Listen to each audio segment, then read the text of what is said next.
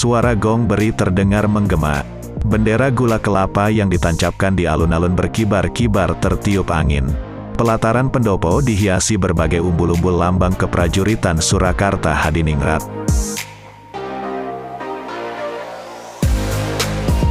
Alun-alun Aji Barang nampak disibukkan oleh lalu lalang para prajurit kedemangan yang pagi itu mulai berdatangan. Sebagian sudah terlihat berkumpul di pendopo. Mereka yang datang tak hanya para prajurit saja, melainkan juga para demang beserta semua pamong praja juga ikut hadir dalam perhelatan tersebut. Pendopo Ketumenggungan Aji Barang nampak sesak oleh para prajurit, demang dan pamong praja.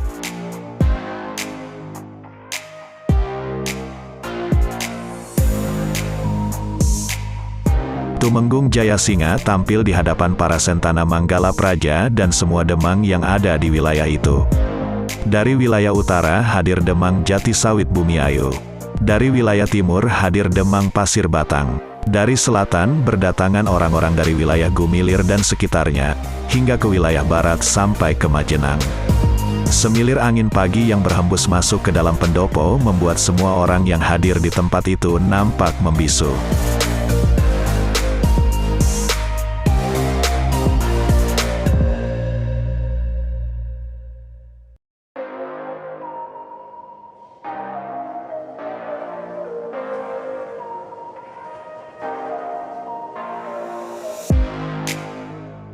Tumenggung Jayasinga duduk didampingi oleh kelima istrinya, yang masing-masing membawa putra-putri mereka. Pertemuan yang mendadak itu, masih menyisakan tanda tanya bagi semua orang yang diundang, sebab perintahnya jelas dan tak boleh diwakilkan. Setelah memberi sambutan, Tumenggung Jayasinga mulai menyampaikan maksud dari undangan tersebut. Semua kawan demang dan prajurit di wilayah Aji Barang, baru-baru ini saya diminta menghadap Kanjeng Sinuwun Pakubuwono VI di Surakarta. Beliau mengabarkan bahwa di Keraton Ngayogyakarta sedang ada kericuhan akibat ulah bangsa Belanda. Penyebabnya adalah, setelah wafatnya Kanjeng Sultan Hamengkubuwono IV, Belanda mengangkat Raden Mas Menol sebagai Sultan Hamengkubuwono V. Usianya yang baru menginjak 3 tahun, diwisuda menggantikan kedudukan ayahnya. Anak yang belum cukup umur itu didampingi oleh Patih Danurejo bikinan Belanda.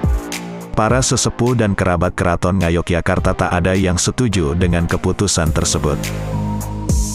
Selain Raden Mas Menol belum cukup umur, yang mendampingi bukanlah seorang kerabat keraton yang faham akan keadilan.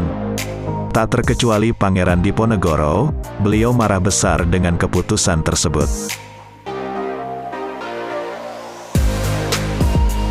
Belanda mencurigai Pangeran Diponegoro beserta keluarga keraton sengaja ingin membuat masalah untuk memicu pertikaian.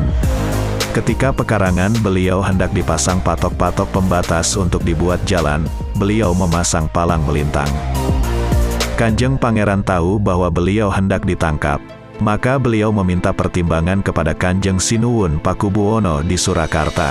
Tak disangka, Kanjeng Sinuwun malah mendukung, merestui dan menyetujui. Beliau mengatakan, bahwa Belanda yang selama ini selalu membuat kerugian terhadap kerabat keraton harus dilawan dan disingkirkan. Kanjeng Sinuwun Pakubuwono bersedia memberikan bantuan penuh kepada Pangeran Diponegoro. Kanjeng Sinuwun Pakubuwono mengatakan, bahwa semua bupati Mancapraja di tanah Jawa harus ikut berperang membantu perjuangan Pangeran Diponegoro melawan penjajah Belanda. Kanjeng Pangeran Diponegoro diwisuda dan diangkat menjadi Sultan oleh Sinuwun Pakubuwono VI, dengan gelar Sultan Abdul Hamid Heru Cokro Amirul Mukminin Panatagama, yang akan memimpin perlawanan terhadap Belanda.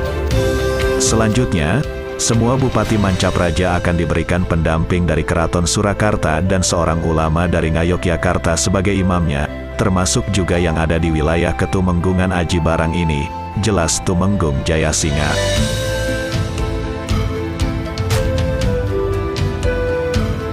Semua demang dan prajurit yang hadir nampak terkejut, toleh kanan toleh kiri menegakkan badannya yang semula tertunduk.